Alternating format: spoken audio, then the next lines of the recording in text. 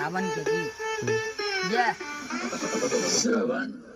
सावन में जल लेके चल तू कवड़िया तोरा कहै छी देवघर आना बजरिया देखै छी मेला में लागल बाजार भोले के और खुलल है दरबार सब भाई सुन करी कामर ले ले तोरा कहै छी म्यूजिक पे दामर ले ले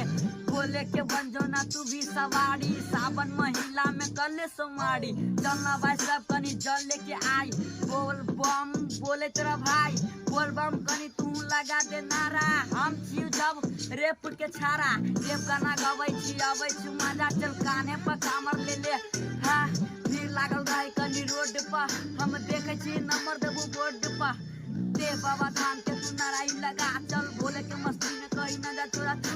सावन के महीना में दगै सावन के महीना में चले छे धुन सब भाई कामर तू काने पर धर तोरा कहै छियो भोले तर चल सुल्तानगंज में तू नहा ले हम कहै छी चल कनी भर ले सावन महीना में भीड़ लगे रोड पर हम के ना बोले जब कहते जे ओट पर आना बोले बाबा देखे छी पास में तब डर कथी जब रात में हाँ